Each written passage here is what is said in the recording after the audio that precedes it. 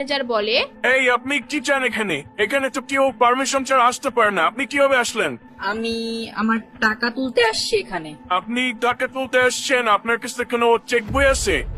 না, আমার কাছে কোনো চেক বই নাই। চেক বই নাই, তাহলে কোনো কার্ড আছে আমাদের ব্যাংকে, ভিআইপি কার্ড বা ভিসা কার্ড? না স্যার, আমার কাছে কোনো ভিসা কার্ড বা ব্যাংকের ভিআইপি কার্ড এগুলা কিচ্ছু নেই। তাইলে আমরা আপনাকে কোনো টাকা পয়সা দিতে পারবো না। আপনি সোজা গিয়ে দরজা খুলে এখান থেকে চলে যান।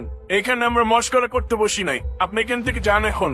না, আমি আমার টাকা না নিয়ে আমি এখান থেকে যাব না। আরে একবার বললাম না, কার্ড আর চেক বই ছাড়া টাকা উঠানো যাবে না। আর আপনার অ্যাকাউন্টে টাকা থাকি তো আপনি টাকা উঠাইবেন। আমার অ্যাকাউন্টে টাকা আছে বলেই তো আমি এখানে আসছি।